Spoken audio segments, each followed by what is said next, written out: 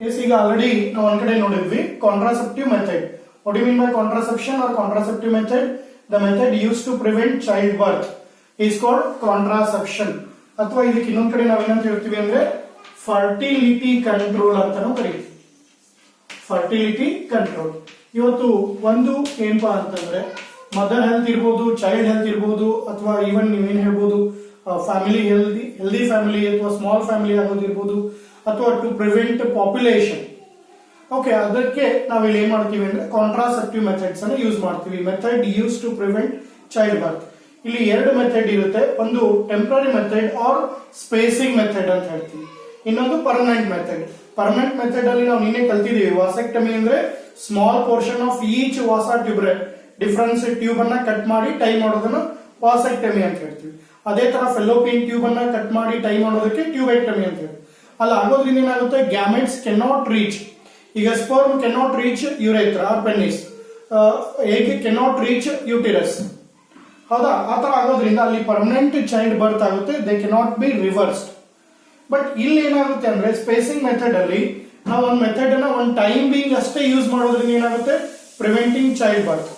ಈಗ ಈ ಪೀರಿಯಾಡಿಕ್ ಎಬ್ಸಿಸ್ಟೆನ್ಸ್, ಕಾಯ್ಟಸ್ ಇಂಟರಪ್ಟ್ಸ್, ಲ್ಯಾಕ್ಟೇಷನಲ್ ಅಮಿನೋರಿಯಾ, ಇವು ಮೂರು ಮತ್ತೆ ಸಪರೇಟ್ ಆಗಿ ಕೇಳಬಹುದು. ಬ್ಯಾರಿಯರ್ ಮೆಥಡ್ಸ್ ಅನ್ನ ಕೇಳಬಹುದು, ಇಂಟ್ರಾ ಯೂಟಿರೈನ್ ಡಿವೈಸ್ ಕೇಳಬಹುದು.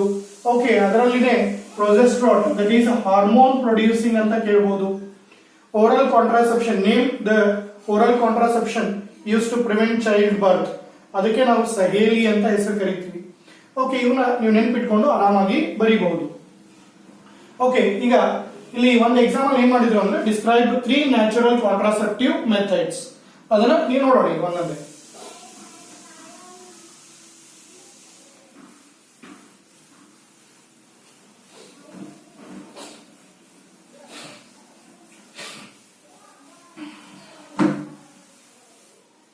ಓಕೆ, ಎಸ್ ಫಸ್ಟ್ ಯಾವ್ದು ಹೇಳ್ತೀವಿ, explain 3 natural contraceptive methods.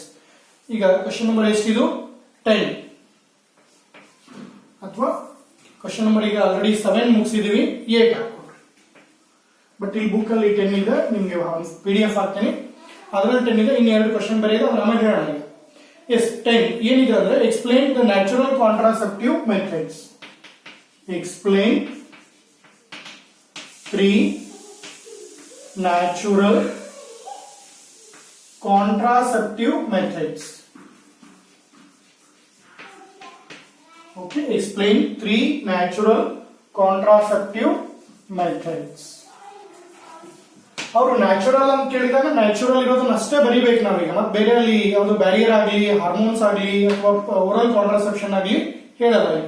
Natural contraceptive methods ಅಲ್ಲಿ ನಿಮ್ಗೆ ಆಲ್ರೆಡಿ ಗೊತ್ತಿದೆ 3 ಮೆಥಡ್ ಇದೆ. ಒಂದು method use to prevent child birth, that is called contraceptive method. Natural contraceptive method ಅಲ್ಲಿ 3 ಇದೆ. ಇದು 3 ಮಾರ್ಕಿ ಕ್ವಶನ್. ಅವರು ಮೆನ್ಷನ್ ಅಂತ ಹೇಳಿದ್ರೆ ಹೆಸರಷ್ಟೇ ಬಂದ್ ಬಿಡಬಹುದಿತ್ತು, ಬಟ್ ಅವರು ಎಕ್ಸ್ಪ್ಲೈನ್ ಅಂತ ಕೇಳಿದ್ದಾರೆ. ಓಕೆ, ಅದಕ್ಕೆ ನೀವು ಸ್ವಲ್ಪ ಡೀಟೇಲ್ ಆಗಿ ಹೇಳ್ಬೇಕೀಗ. ಎಸ್ ಆನ್ಸರ್ ಇದರಲ್ಲಿ ಫಸ್ಟ್ ಒನ್ ಹೇಳ್ತಾ ಇದ್ದೀನಿ ನಾನು. ಯಾವುದು? ಪೀರಿಯಾಡಿಕ್ ಎಬ್ಸಿಸ್ಟೆನ್ಸ್.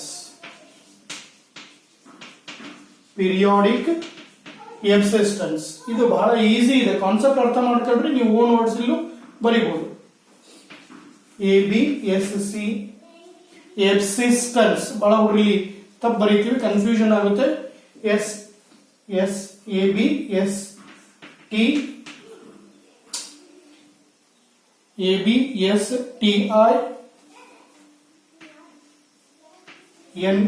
ಎಬ್ಸಿಸ್ಟೆನ್ಸ್. Okay, periodic abstinence. ಈ ಪೀರಿಯಾಡಿಕ್ ಎಬ್ಸಿಸ್ಟೆನ್ಸ್ ಅಲ್ಲಿ ನಾನು ಆಗ್ಲೇ ಹೇಳಿದಾಗೆ, ಹಿಂದೆ ನೀನು ಹೇಳಿದೆ ನಿಮ್ಗೆ, ಇದು ಕಂಪ್ಲೀಟ್ ಏನಪ್ಪಾ ಅಂದ್ರೆ ಮೆನ್ಸ್ಟ್ರುಯಲ್ ಸೈಕಲ್ ಡ್ಯೂರೇಷನ್ ಮೇಲೆ ಡಿಪೆಂಡ್ ಇರುತ್ತೆ. Okay, is the one method in which couples avoid, is the one method couples, okay, couples ಏನ್ ಮಾಡಬೇಕು, they have to avoid. Okay, yes, couples avoid coitus or sexual intercourse.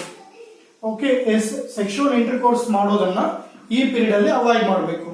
coitus from 10 to 17 from 10 to 17 days of menstrual cycle. Okay, menstrual cycle menses ಆಗಿ ಏನು duration ಇರುತ್ತೆ, okay, ಅಲ್ಲಿಂದ menstrual cycle. Okay, ಅದರಲ್ಲಿ 10 ರಿಂದ 17 ದಿವಸ couples has to avoid coitus process. Is the one method in which couples avoid coitus from 10 to 17 days of menstrual cycle. ಯಾಕೆ ಅಂದ್ರೆ when ovulation could be expected. When ovulation could be expected.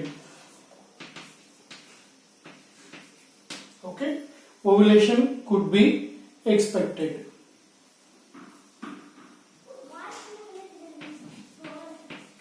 ಆ time ನಲ್ಲಿ ovulation ನಾವೇನ್ ಮಾಡಿರ್ತೀವಿ, expect ಮಾಡಿರ್ತೀವಿ. ಅಥವಾ usually ನಿಮ್ಗೆ ಗೊತ್ತಿದೆ 14th day of menses start ಆಗಿ 14ನೇ ದಿವಸಕ್ಕೆ ಓವ್ಯುಲೇಷನ್ ಆಗುತ್ತೆ ಅಂತ ಹೇಳಿ. ಅದಕ್ಕೆ ಈ ಡ್ಯೂರೇಷನ್ ಅಲ್ಲಿ 10 ರಿಂದ 17 ದಿವಸ ಏನಿರುತ್ತೆ ಮೆನ್ಸ್ಟ್ರುವಲ್ ಸೈಕಲ್, ಅಲ್ಲಿ ಓವ್ಯುಲೇಷನ್ ಒಂದ್ ದಿವಸ ಅರ್ಲಿ ಒಂದ್ ದಿವಸ ಲೇಟ್ ಈ ತರ ಇರ್ಬೋದು. 17 ದಿವಸ ಅಂದ್ರೆ 15ನೇ ದಿವಸಕ್ಕೆ ಅದು ಓವಮ್ ರಿಲೀಸ್ ಆಗಿದ್ದು 2 ದಿವಸ ಒಳಗೆ ಡೆಡ್ ಆಗ್ಬಿಟ್ಟಿರುತ್ತೆ. Okay, 48 hours duration life span ಇರೋದಕ್ಕೆ. Okay, 10 to 17 days of menstrual cycle. ಅವಾಗ ಕಪಲ್ಸ್ ಏನ್ ಮಾಡಬೇಕು, ದೈಹಿಕ ಒಂದು ಸಮ್ಮಿಲನ ಕ್ರಿಯೆ ಪ್ರೋಸೆಸ್ ಅನ್ನ ಅವಾಯ್ಡ್ ಮಾಡಬೇಕು. Okay, coitus from 10 to 17 days of menstrual cycle when ovulation could be expected. Okay, and the chances of fertilization will be high. ಆ ಒಂದು ಟೈಮ್ ನಲ್ಲಿ ಫರ್ಟಿಲೈಸೇಷನ್ ಆಗೋ ಚಾನ್ಸ್ ಜಾಸ್ತಿ ಇರುತ್ತೆ. ಇನ್ನ ಸೆಕೆಂಡ್ ಬಂದ್ರೆ coitus interrupts. Okay, coitus interrupts.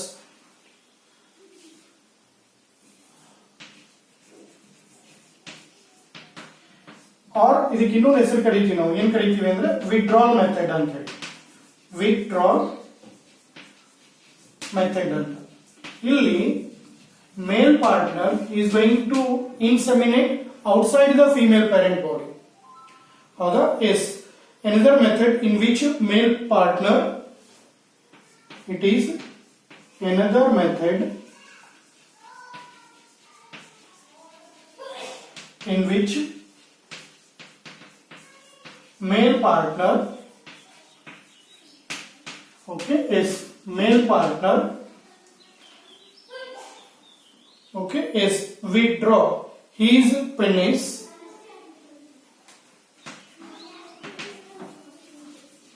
Withdraw ಅಂದ್ರೆ ಹೊರಗೆ ತಕ್ಕೊಳ್ಳೋದು ಅಂತ ಹೇಳ್ತೀವಿ. Okay, withdraw is penis from vagina, is penis from ವಜೈನಾ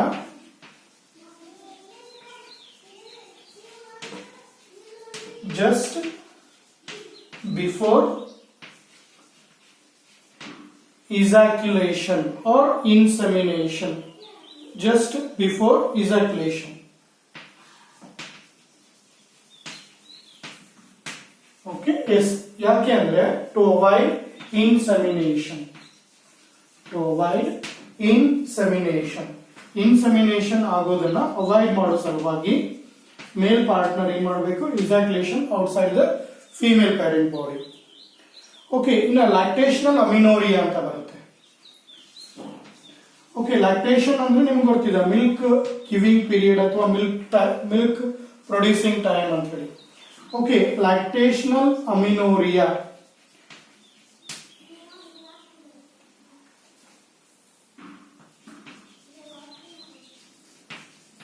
okay yes lactational amenorrhoea.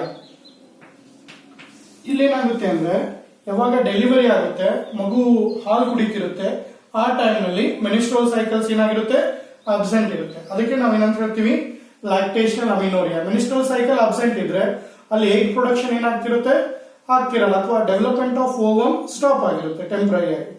Okay, ಅದನ್ನೇ ಲ್ಯಾಕ್ಟೇಷನಲ್ ಅಮಿನೋರಿಯಾ ಅಂತ ಕರಿತೀವಿ. Yes, very simple, it is absence of menstrual cycle or menstruation, okay, during the intensive lactation after delivery or parturition ಅಂತ ಕರಿತೀವಿ.